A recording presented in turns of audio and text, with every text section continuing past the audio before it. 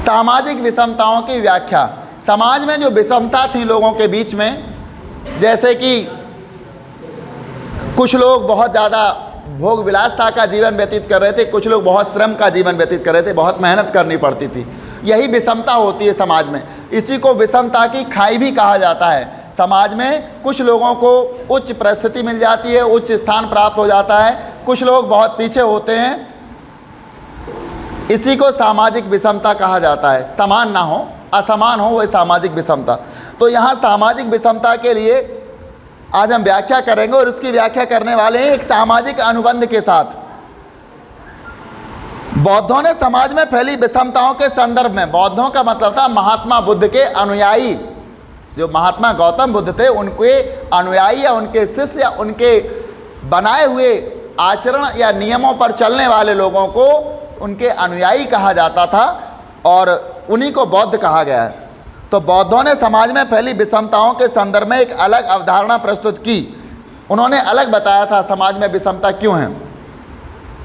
साथ ही समाज में फैले अंतर विरोधों को नियमित करने के लिए जिन संस्थानों की आवश्यकता थी उस पर भी अपना दृष्टिकोण सामने रखा।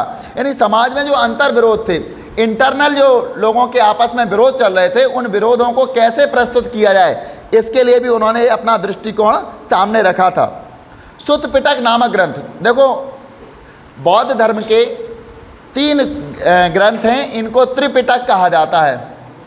3 ग्रंथों के संयोग को त्रिपिटक कहा जाता है। सुत्त पिटक, अभिधम्म पिटक और विनय पिटक, ये तीनों मिला करके 3 पिटक मिला करके क्या बनते हैं, त्रिपिटक। तो इनमें से सुत्त पिटक की यहाँ चर्चा की गई। सुत्त पिटक नामक ग्रंथ में एक मिथक वर्णित है। इसमें एक मिथक है, वो उसका वर्णन है जो यह बताता है कि प्रारंभ में मानव पूर्णतः विकसित नहीं थे। मिथक वह शब्द होता है जो प्रचलन में आ जाता है किंतु वास्तविक नहीं होता है, मिथ्या होता है, ये इसी को मिथक कहा जाता है। तो बौद्ध धर्म में ये मिथक प्रचलित था। यह बताता है कि प्रारंभ में मानव पूर्णतः विकसित नहीं थे। एक काल्पनिक बात है, ये मिथक है कि मानव प्रारंभ में पूरी तरह से विकसित नहीं थे। वनस्पति जगत भी अविकसित था, ना तो मानव विकसित थे ना ही वनस्पति जगत विकसित था। सभी जीव शांति के एक निर्बाध लोक में रहते थे। सभी जीव कहाँ रहते थे, शांति के एक निर्बाध लोक में रहते थे, जहाँ शांति से जीवन अपना व्यतीत करते थे। एक बात हम आपको बता दें, जब लोगों के पास न्यूनतम वस्तुएं होती है, न्यूनतम आवश्यकताएं होती हैं, तो सभी में प्रेम होता है। जब आवश्यकताएं बढ़ जाती हैं तब प्रेम खत्म होता है। एक जैसा संकट झेलने वाले लोग भी एक साथ बड़े प्रेम से निवास करने लगते हैं, रहने लगते हैं। जैसे बहुत तेज गर्मी पड़ रही हो तो सभी जीव जंतु एक साथ आपस के में एक दूसरे के शत्रु होते हुए भी एक साथ बड़े प्रेम से रहने लगते हैं। सभी को एक ही संकट, एक ही कष्ट हो तो सब लोगों में फिर प्रेम हो जाता है। तो यहाँ पर वो कहते हैं कि वनस्पति जगत भी अविकसित था। सभी जीव शांति के एक निर्बाध लोक में रहते थे क्योंकि उनकी आवश्यकताएं बहुत कम थी। हम जीव जंतु सब चीज़ों में कमी थी हमारे पास, तो हम एक साथ रहते थे, शांति के निर्बाध लोक में रहते थे और प्रकृति से उतना ही ग्रहण करते थे जितनी की एक समय के भोजन की आवश्यकता होती है। प्रकृति से हम उतना ही लेते थे जितनी एक समय की हमें भोजन की आवश्यकता होती है।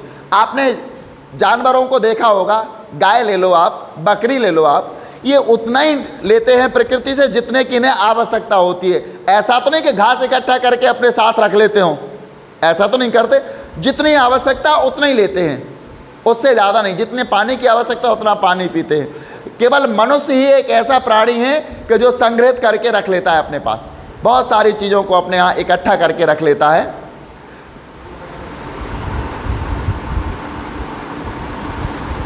किंतु यह व्यवस्था क्रमशः पतनशील हुई, धीरे धीरे इस व्यवस्था का पतन हो गया। यानी मनुष्य और वनस्पतियां दोनों एक जैसे रहते थे, इनकी अविकसित थे दोनों ही, मनुष्य जगत और वनस्पति जगत। धीरे धीरे और ये प्रकृति से उतनी ही वस्तु लेते थे जितनी की इन्हें आवश्यकता होती थी भोजन के लिए। किंतु यह व्यवस्था क्रमशः पतनशील हुई। मनुष्य अधिकाधिक लालची, मनुष्य कैसा हो गया फिर, लालची हो गया, प्रतिहिंसक हो गया, एक दूसरे की प्रति हिंसा करने लगा, मारने लगा एक दूसरे को। पहले मनुष्य प्रेम से रहता था, लेकिन जब उसकी आवश्यकताएं बढ़ने लगी तो वो एक दूसरे के प्रति प्रतिहिंसक हो गया लालची हो गया और कपटी हो गया। कपटी जानते किसे कहते हैं? कपट मीन्स होता है दरवाजा। कपट मीन्स क्या होता है? द्वार या दरवाजा।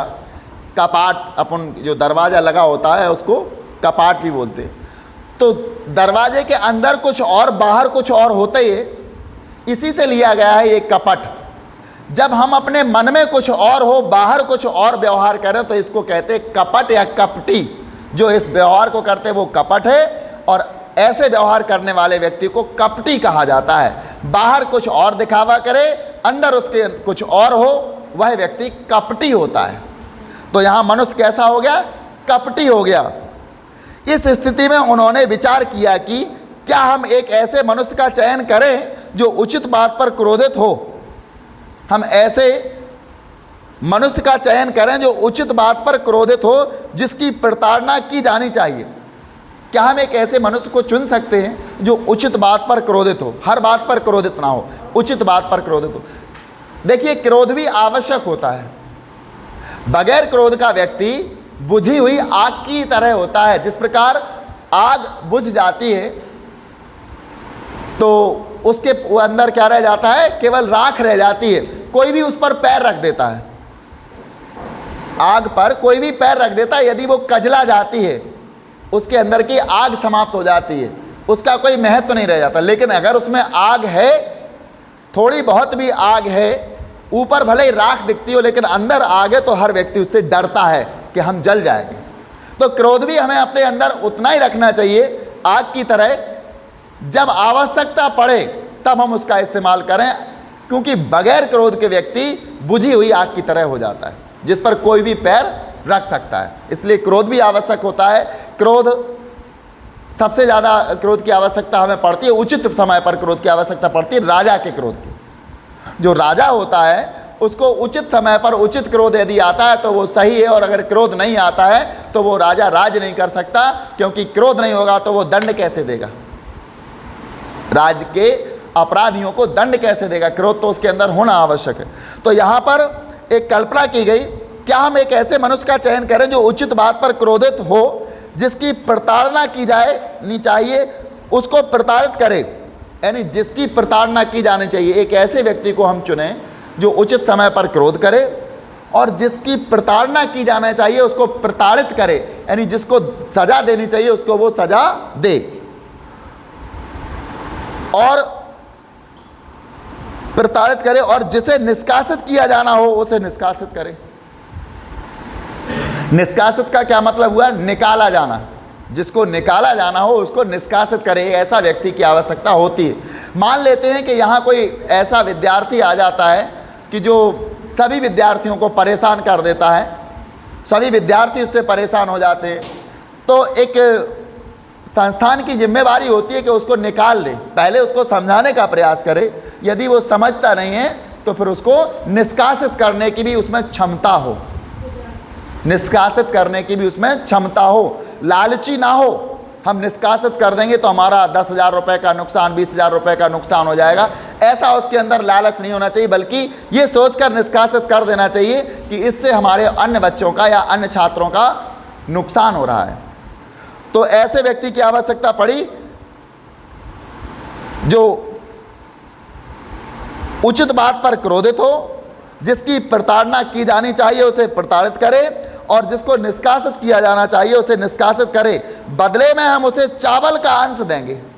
ऐसे व्यक्ति को चुनना है और फिर बदले में हम उसको क्या देंगे? चावल का अंश देंगे। सब लोगों द्वारा चुने जाने के कारण उसे महासम्मत की उपाधि प्राप्त होगी। वो क्या बन जाएगा? महासम्मत। यानी सुत्त पिटक नामक ग्रंथ में एक मिथक प्रचलित है कि प्रारंभ में मनुष्य और वनस्पतियां अविकसित थे, इनका विकास नहीं हुआ था। धीरे धीरे इनका विकास हुआ तो मनुष्य के अंदर लालच, कपट, प्रतिहिंसा और अन्य बुराइयां उसमें आ गई मनुष्य में। जब ऐसी बुराइयां आने लगी, चूंकि पहले तो मनुष्य क्या करता था? उतना ही भोजन ग्रहण करता था, वस्तु ग्रहण करता था जितनी उसके भोजन की आवश्यकता होती थी। बाद में उसके अंदर परिवर्तन आ गया और जब परिवर्तन आया तो सुत्त पिटक में वर्णन है कि क्या हम एक ऐसे व्यक्ति का चयन नहीं कर सकते या चयन करें जो उचित बात पर क्रोधित हो, बात बात पर क्रोधित नहीं, उचित बात पर ही क्रोधित हो, और जो प्रताड़ित करने योग्य होते हैं उनको प्रताड़ित करे, यानी जो सजा देने योग्य होते हैं उनको वो सजा दे सके, ऐसा व्यक्ति चाहिए हमें। और एक बात और उन्होंने बताई थी, और वो बात थी जिसको निष्कासित किया जाना चाहिए उसको वो निष्कासित कर सके, ऐसे व्यक्ति का हमें चयन करना है। अगर कोई ऐसा व्यक्ति मिल जाता है तो हम उसको सर्वसम्मति से उसका चयन करेंगे, इसलिए उसका नाम महासम्मत की उपाधि हो जाएगी, यानी महासम्मत कहलाएगा। और उसकी सेवा के बदले में हम उसको चावल का एक अंश देंगे।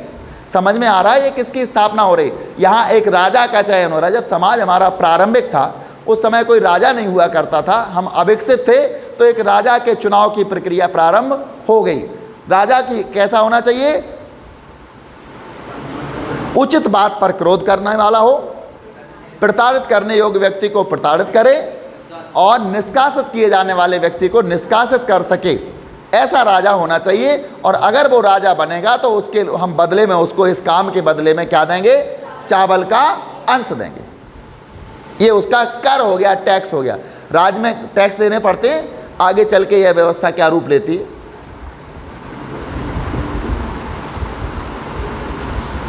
इससे ज्ञात होता है कि राजा का पद लोगों द्वारा चुने जाने पर निर्भर करता था। उस समय राजा का पद कौन चुनते थे? लोगों द्वारा चुना जाता था। कर वह मूल्य था जो लोग राजा की सेवा के बदले उसे देते थे। कर यानी जो चावल का अंश कहा जा रहा है वो कर की तरह था, राजा की सेवा के बदले में उसको देते थे। यह मिथक इस बात को भी दर्शाता है, ये मिथक है, यह मिथक इस बात को भी दर्शाता है कि आर्थिक और सामाजिक संबंधों को बनाने में मानवीय कर्म का बड़ा हाथ था। आर्थिक संबंध और सामाजिक संबंध यदि बनाना है तो मानवीय कर्मों का बड़ा हाथ था। इसके कुछ और आशय भी हैं। उदाहरणतः यदि मनुष्य स्वयं एक प्रणाली को बनाए रखने के लिए जिम्मेदार थे तो भविष्य में उसमें परिवर्तन भी ला सकते थे।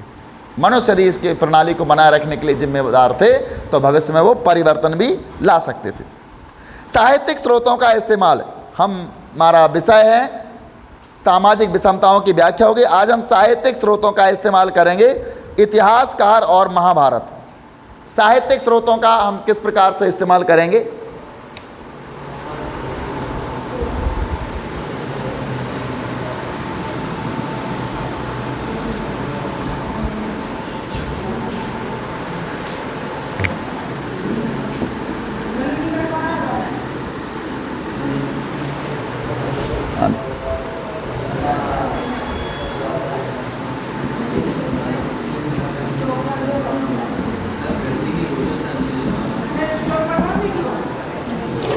नहीं, साहित्यिक स्रोतों का, जो साहित्यिक स्रोत है उनका इस्तेमाल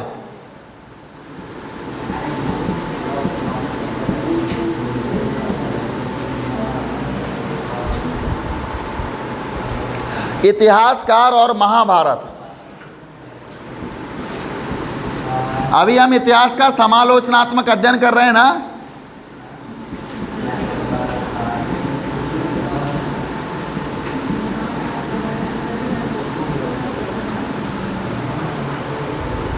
यदि आप इस अध्याय के स्रोतों की ओर गौर करें तो आप पाएंगे कि इतिहासकार किसी ग्रंथ का विश्लेषण करते समय अनेक पहलुओं पर विचार करते हैं। अगर हम ये देखें कि इस अध्याय का में कौन कौन से स्रोत लिए गए, कहाँ कहाँ से क्या लाए। जैसे इस अध्याय में हमने पढ़ा बाघ सदृश पति, द्रौपदी के प्रश्न, माता की सलाह, तो हमारे ये कहाँ से लेके आए ये सारी चीज़ें? महाभारत से। ये महाभारत से ही तो मिला हमको। तो हम यदि आप इस अध्याय के स्रोतों की ओर गौर करें तो आप पाएंगे कि इतिहासकार किसी ग्रंथ का विश्लेषण करते समय अनेक पहलुओं पर विचार करते हैं तथा इस बात का परीक्षण करते हैं कि ग्रंथ किस भाषा में लिखा गया। इस बात का परीक्षण करते हैं कि ग्रंथ किस भाषा में लिखा गया।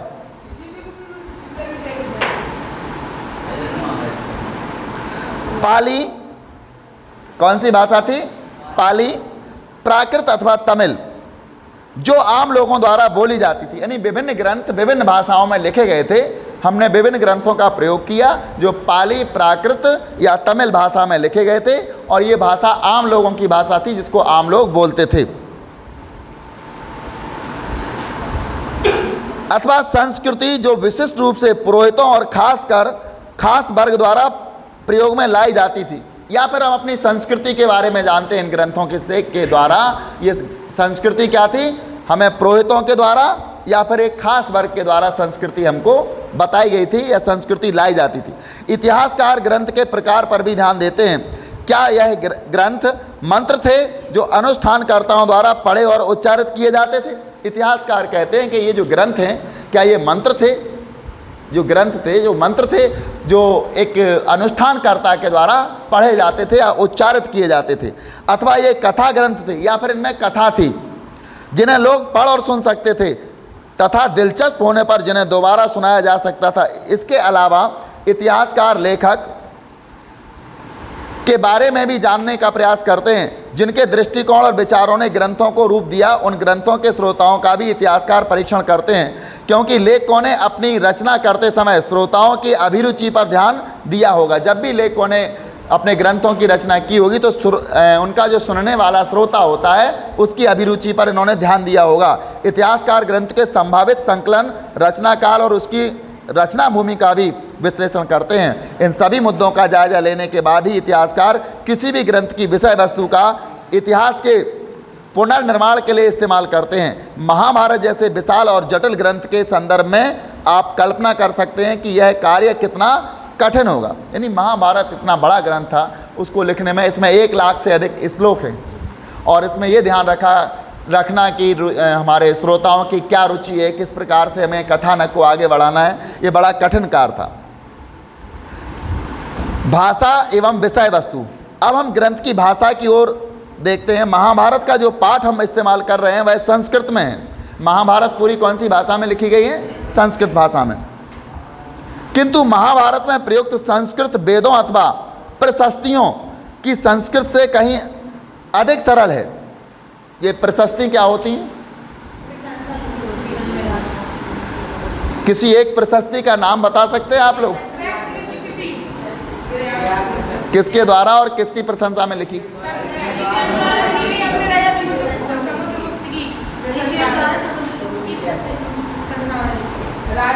आपको पता है प्रभावती गुप्त किसकी राजकुमारी थी?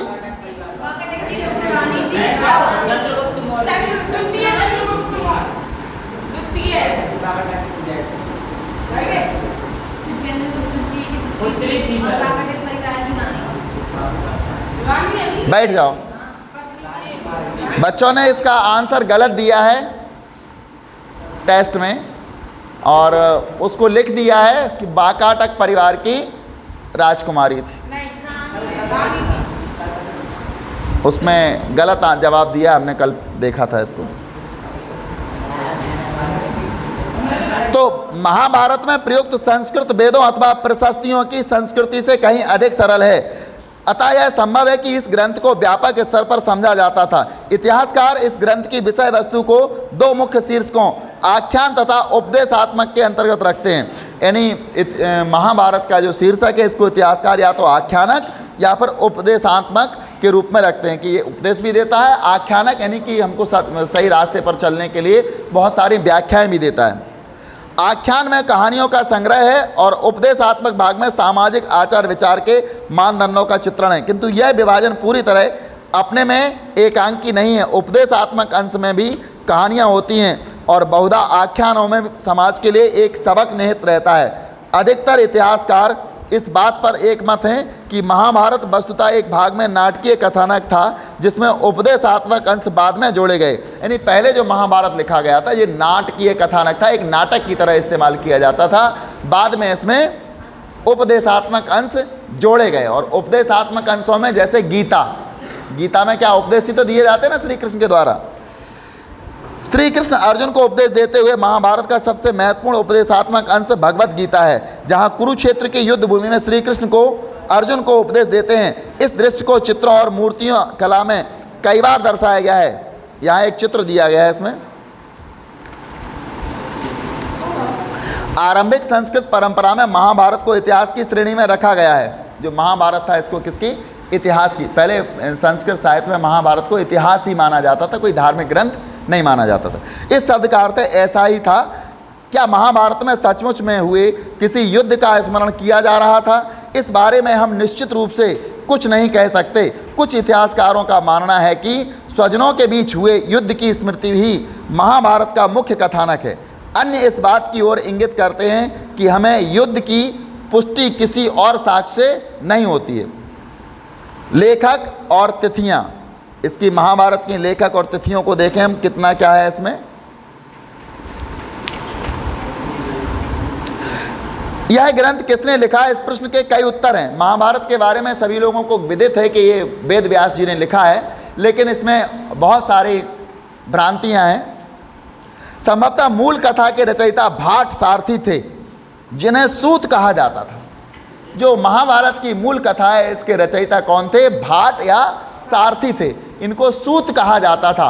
भाट वो होते हैं, वो राजाओं के साथ चलते हैं, चारण या भाट, और वो सारथी हुआ करते थे। सारथी राजा का रथ चलाते थे और वो देखते थे, युद्ध में जो देखते थे वो लिख देते थे, क्योंकि लाइव या सजीव वर्णन वही कर सकता है व्यक्ति जो युद्ध में जाएगा, और युद्ध में जाने की अनुमति हर किसी को नहीं होती थी।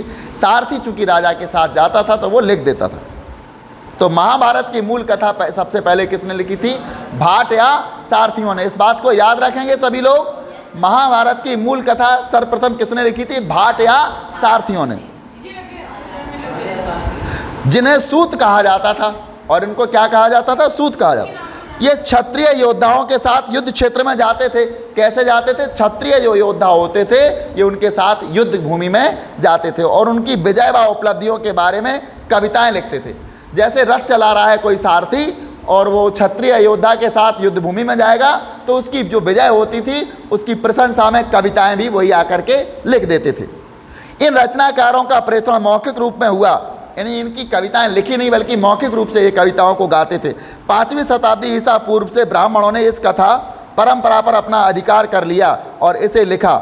यह वह काल था जब कुरु और पांचाल, जिनके इर्द गिर्द महाभारत की कथा घूमती है, मात्र सरदारी से राजतंत्र के रूप में उभर रहे थे। यानी ये कुरु और पांचाल, कुरु और पांचाल, आपको पता है पांचाल कौन थे और कुरु कौन थे? कुरु पांडव कौरव दोनों मिलकर के कुरु थे।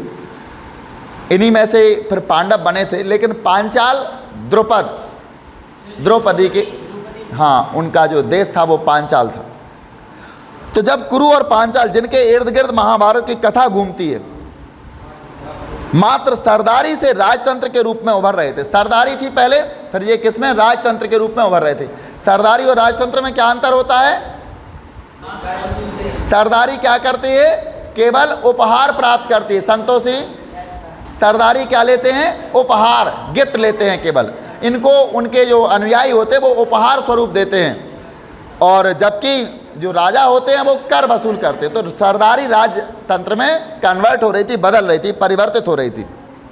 क्या नए राजा अपने इतिहास को अधिक नियमित रूप से लिखना चाहते थे? जो नए नए राजा थे, क्या वो चाहते थे कि हमारे इतिहास को लिखा जाए? यह भी संभव है कि नए राज्यों की स्थापना के समय होने वाली उथल पुथल के कारण पुराने सामाजिक मूल्यों के स्थान पर नवीन मानदंडों की स्थापना हुई, जिनका इस कहानी के कुछ भागों में वर्णन मिलता है। लगभग 200 ईसा पूर्व से 200 ईस्वी के बीच कितने साल हो गए?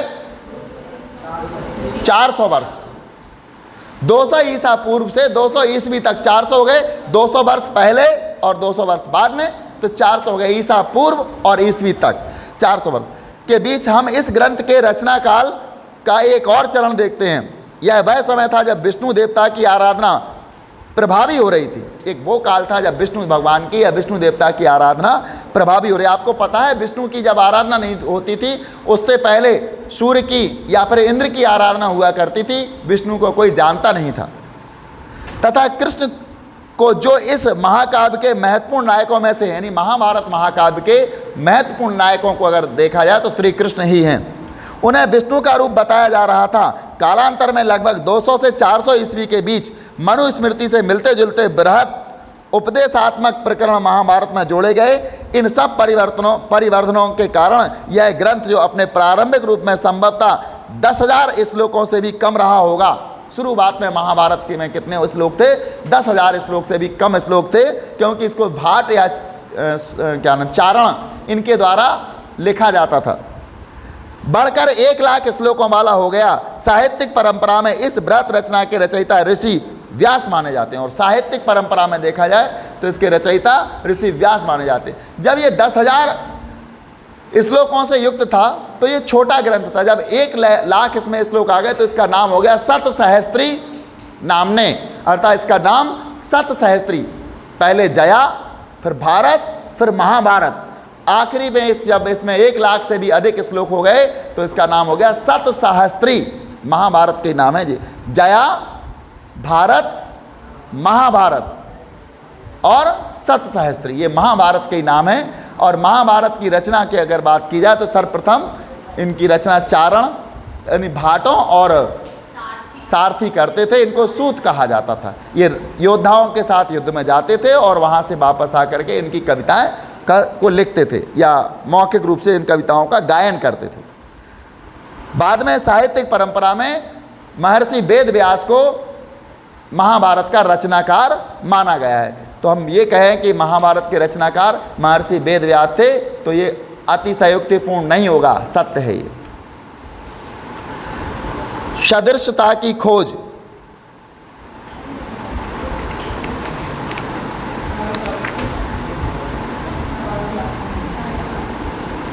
छह 6.3 है सदृशता की खोज। महाभारत में अन्य किसी भी प्रमुख महाकाव्य की भांति युद्धों, वनों, राजमहलों और बस्तियों का अत्यंत जीवंत चित्रण है। महाभारत एक ऐसा ग्रंथ है, इसमें वनों का चित्रण है। जैसे एक जंगल में पांडव विश्राम कर रहे थे, अचानक हिडिंबा नाम की राक्षसी वहाँ उनको खाने के लिए आ जाती है, अपने भाई के भोजन के लिए उनको लेने के लिए आ जाती है। फिर भाई भी आ जाते हैं। भीम वहाँ जागृत थे, सभी पांडव और माता सो रही थी, लेकिन वो हिडिंबा भीम को रूप सौंदर्य को देख करके उन पर मोहित हो जाती है और मोहित होने के पश्चात वो उनके भाइयों से अपने पति के रूप में उन्हें मांगने का प्रयास करती है। इतने में उनका भाई आ जाता है। भाई उससे मल्ल युद्ध करते हैं भीमसेन से और भाई को मार दिया जाता है भीमसेन के द्वारा। बाद में इनका विवाह हो जाता है। तो ये क्या है? जंगल का वर्णन है, जंगल। दूसरा, महलों का भी वर्णन है महाभारत में। महाभारत में लाक्षागृह नाम सुना होगा आपने, लाक्षागृह, जो कि दुर्योधन ने इनके लिए वारणावर्त में बनवाया था। किनको? पांडवों के लिए, जिससे पांडव वहाँ जाएंगे। बड़ा बाहर से चमकीला था, लेकिन जैसे ही अंदर घुसेंगे तो उनमें आग लगा करके इनको नष्ट कर दिया जाएगा।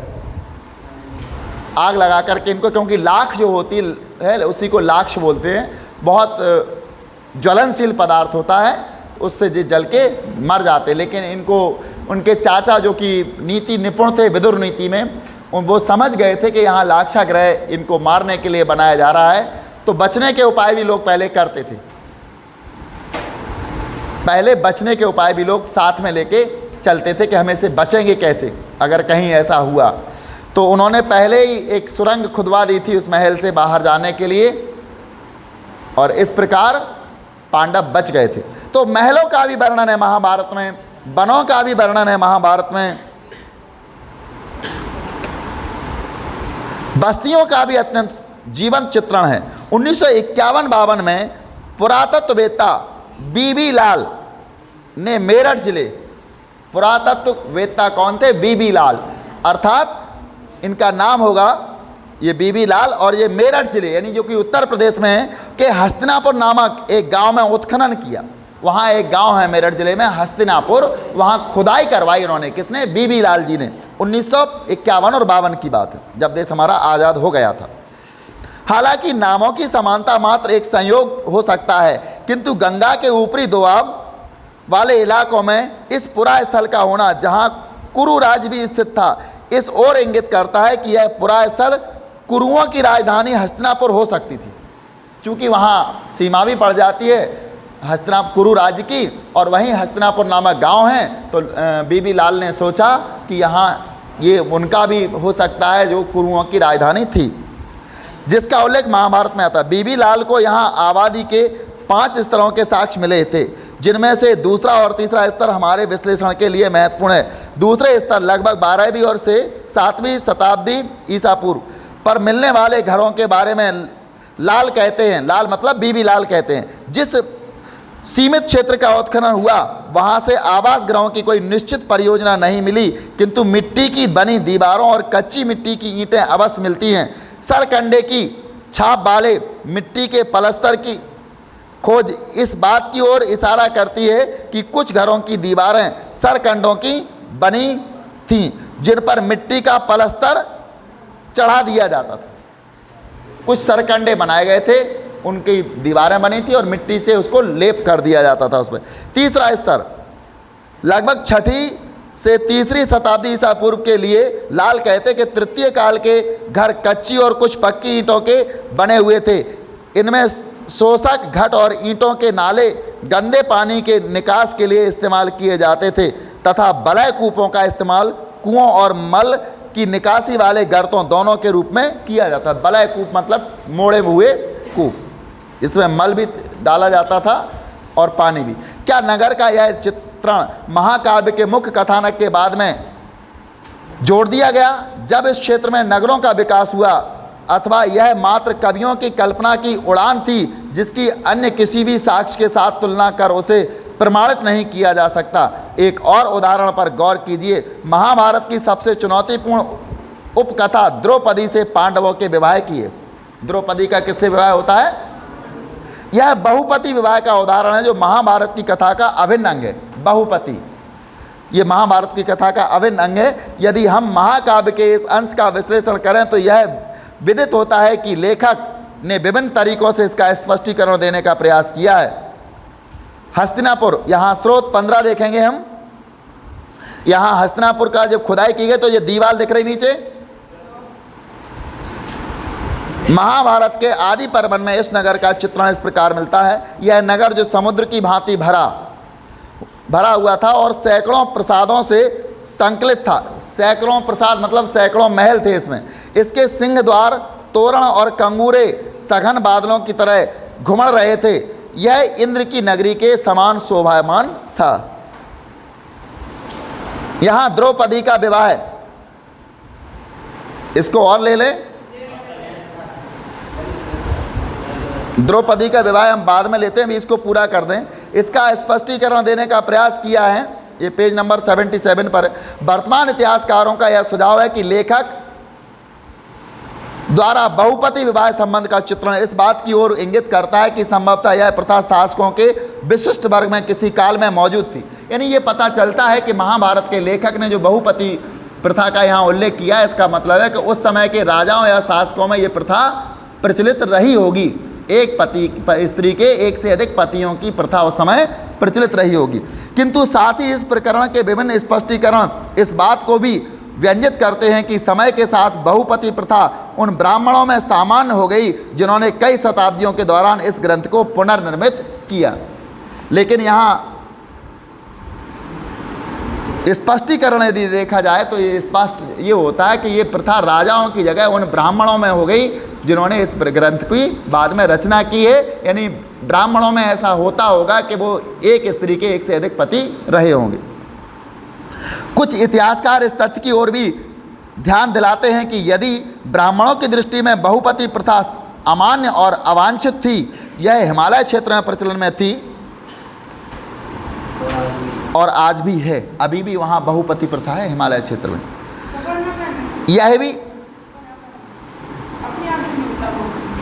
यह भी कहा जाता है कि युद्ध के समय स्त्रियों की कमी के कारण, उस समय क्या होता था, युद्ध होता था, और युद्ध के समय क्या होता था, स्त्रियों की कमी हो जाती थी। कैसे हो जाती थी स्त्रियों की कमी? युद्ध के समय शत्रु जो सैनिक आते थे वो राज्य की स्त्रियों को ले जाते थे, तो वहाँ युद्ध की स्त्रियों की कमी हो जाती थी। फिर एक स्त्री को एक से अधिक पुरुषों से विवाह करना होता था। स्त्रियों की कमी के कारण बहुपति प्रथा को अपनाया गया। दूसरे शब्दों में कहें तो संकट की स्थिति में इसे अपनाया गया था। यानी संकट की स्थिति में, जब स्त्रियों की कमी हो गई समाज में, तो फिर इस प्रथा को अपनाया गया था। कुछ आरंभिक स्रोत इस तथ्य की ओर पुष्टि करते हैं कि बहुपति प्रथा ना तो एकमात्र विवाह पद्धति थी और ना ही यह सबसे अधिक प्रचलित थी। फिर क्यों इस ग्रंथ के रचनाकारों ने इस प्रथा को महाभारत के प्रमुख पात्रों के साथ अभिन्न रूप से जोड़कर देखा? फिर इस महाभारत के रचनाकारों ने, अगर ये प्रथा नहीं थी पहले, तो महाभारत के रचनाकारों ने इस प्रथा को अभिन्न रूप से इसमें एक मुख्य पात्रों के साथ क्यों जोड़ा? क्योंकि महाभारत की मुख्य पात्र द्रौपदी थी। हमें यह बात ध्यान में रखनी चाहिए कि सृजनात्मक साहित्य की अपनी कथा संबंधी ज़रूरतें होती हैं जो हमेशा समाज में मौजूद वास्तविकताओं को नहीं दर्शाती। ये वास्तविकताओं को नहीं दर्शाती। आपको पता होना चाहिए, हम अभी आपको बता के आए हैं कि जो ग्रंथ लिखे जाते हैं वो श्रोताओं की रुचि पर लिखे जाते हैं। श्रोता की रुचि क्या है पढ़ने की, उसके पाठक की रुचि क्या है, इस प्रकार ऐसी कथाओं को इसमें जोड़ा जाता है। आपने देखा होगा कोई मूवी बनाते हैं फिल्मकार, तो वो दर्शकों की डिमांड देखते हैं कि दर्शक आजकल क्या देखना चाहते हैं, जो देखना चाहते हैं वो उसमें दिखा देते हैं। दर्शकों की डिमांड क्या है, उसी हिसाब से वो मूवी बनाते हैं और उसी हिसाब से वो दिखाते भी हैं। क्योंकि अगर दर्शक नहीं देखेंगे, उनका वो ख्याल नहीं रखेंगे, तो उनकी मूवी नहीं चलेगी। इसी प्रकार ग्रंथों को लिखने वाले भी क्या करते हैं, अपने श्रोताओं की रुचि को समझते हैं कि रुचि क्या है। अगर श्रोताओं की रुचि उस समय बहुपति विवाह प्रथा में थी, इसलिए उस समय के लेखकों ने या रचनाकारों ने बहुपति प्रथा को एक मुख्य किरदार या मुख्य पात्र के साथ जोड़कर दिखाया है महाभारत में। लेकिन ये मौजूदा वास्तविकताएं नहीं होती हैं। हम द्रौपदी के विवाह तक पहुंचेंगे। द्रौपदी का विवाह, द्रौपदी के विवाह की कथा महाभारत के आदि पर्व में आती है। और इस कथा को जहाँ तक सभी लोगों को भली भांति ज्ञान भी है इस कथा के बारे में, पांचाल नरेश द्रुपद ने एक स्वयंवर का आयोजन किया। पांचाल नरेश, पांचाल एक राज्य था, वहाँ के राजा का नाम था द्रुपद। उन्होंने एक स्वयंवर का आयोजन किया। स्वयंवर का मतलब होता है जहाँ कन्या वर को स्वयं चुनती है, जिसमें यह शर्त रखी गई कि धनुष की चाप चढ़ाकर निशाने पर तीर मारा जाए। यह शर्त रखी गई कि धनुष की चाप चढ़ाकर निशाने पर तीर मारा जाए। विजेता उनकी पुत्री द्रौपदी से विवाह करने के लिए चुना जाएगा। जो भी तीर मारेगा निशाने पर, जो भी वो निशाना दे रहे थे, उस निशाने पर जो भी विजेता तीर मारेगा वो उनकी पुत्री के साथ विवाह कर लेगा। अर्जुन ने यह प्रतियोगिता जीती और द्रौपदी ने उसे वरमाला पहनाई। अर्जुन ने यह प्रतियोगिता जीत ली और द्रौपदी ने उनके गले में क्या डाल दी, वरमाला। हम यहाँ आपको एक बात बता दें, हमारे यहाँ जो विवाह प्रचलन में है, विवाह प्रचलन में लोग कहते हैं एक मिथक की तरह प्रचलित हो गया है, बोले जयमाला, जयमाला कार्यक्रम। ये जयमाला नहीं होता, वास्तविक तौर पर यह वरमाला होती। जयमाला तो क्षत्रियों में होती है, क्योंकि क्षत्रियों में युद्ध करके ही विवाह किए जाते थे। जब जिस राजा को विवाह किसी की कन्या से करना होता था, तो वो क्या करता था, उस कन्या के पिता को, भाई को बंदी बना लेते थे, उन पर आक्रमण करते थे, तो वो जीत जाते थे तो उनकी कन्या उस राजा के गले में कौन सी माला डालती थी, जयमाला। उसको जयमाला कहा जाता था। इसलिए सभी विवाह तो क्षत्रियों को नहीं होते हैं, इसमें वरमाला का भी प्रयोग किया जाए विवाह के समय तो ज़्यादा उपयुक्त होगा। पांडव उसे लेकर, यानी द्रौपदी ने उनको वरमाला पहनाई, पांडव उसे लेकर अपनी माता कुंती के पास गए, जिन्होंने बिना देखे ही उन्हें लाई गई वस्तु को आपस में बांट लेने को कहा। पांडव द्रौपदी को कुंती के पास ले गए, अपनी माता के पास, और माता ने बगैर देखे, माता को उन्होंने सूचना दी कि हम कोई वस्तु लेकर आए हैं, हम कुछ लेकर आए हैं माता। तो माता ने कहा सभी पांडव आपस में बांट लो। उन्होंने बगैर देखे ही ऐसा आदेश दे दिया। जब कुंती ने द्रौपदी को देखा तो उन्हें अपनी भूल का एहसास हुआ, किंतु उनकी आज्ञा की अवहेलना नहीं की जा सकती थी। बहुत सोच विचार के बाद युधिष्ठिर ने यह निर्णय लिया कि द्रौपदी उन पांचों की पत्नी होगी। जब द्रुपद को यह बताया गया तो उन्होंने इसका विरोध किया, किंतु ऋषि व्यास ने उन्हें इस तथ्य से अवगत कराया। जब द्रौपदी उनके पिता को पता चला कि हमारी बेटी का विवाह तो हमने अर्जुन से किया था, लेकिन ये 4 और लोगों के साथ ब्याही गई या उनको पति के रूप में स्वीकार किया, तो द्रौपदी को क्रोध आया उनके पिता को।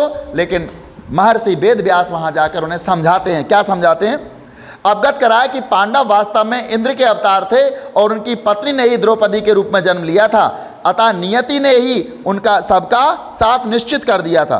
व्यास ने यह भी बताया कि एक बार युवा स्त्री ने पति प्राप्ति के लिए शिव की आराधना की, यानी ये द्रौपदी जब युवा थी तो शंकर भगवान की आराधना करती थी। लड़कियां पति प्राप्त करने के लिए भगवान शंकर की आराधना करती हैं, तो भगवान शिव भी आशुतोष हैं, वो उन्हें वरदान भी दे देते हैं। तो उन्होंने भी ऐसे ही तपस्या की या उनसे की आराधना की भगवान शंकर की, द्रौपदी ने। तो भगवान शंकर ने आशीर्वाद देने के लिए वो प्रकट हुए। जैसे ही वो प्रकट हुए तो ये जल्दी जल्दी में 5 बार बोल गई, मुझे पति चाहिए, मुझे पति चाहिए, मुझे पति चाहिए। तो शंकर भगवान ने भी 5 बार कह दिया, तथास्तु तथास्तु तथास्तु। 5 बार जैसे उन्होंने बोला तो उन्हें 5 पति प्राप्त हो गए। उत्साह के अतिरेक में एक के बजाय 5 बार पति प्राप्त का वर मांग लिया। इसी स्त्री ने द्रौपदी के रूप में जन्म लिया तथा शिव ने उसकी प्रार्थना को परिपूर्ण किया है। इन कहानियों से संतुष्ट होकर द्रौपदी ने इस विवाह को अपनी सहमति प्रदान की। अब यहाँ एक प्रश्न उठता है, बहुत सारे लोग ये भ्रांति पाल रखे कि एक स्त्री के 5 पति हों, तो वो 5 पतियों के साथ कैसे रहती होगी, कैसे उनकी सेवा करती होगी। तो उसका एक उन्होंने का नियम बनाया था, उनके जो गुरु थे उन्होंने बताया था उनको, माता ने और उन्हें सबने मिलकर एक नियम बनाया था कि 1 महीने एक पति के साथ रहेगी। 1 महीने तक 4 जो उसके अन्य पति हैं वो उनके साथ नहीं रहेंगे, केवल एक पति ही उनके साथ रहेगा, द्रौपदी के साथ। इसके बाद अगले महीने एक बारी बारी से वो उनके साथ रहती थी, उनकी सेवा करती थी।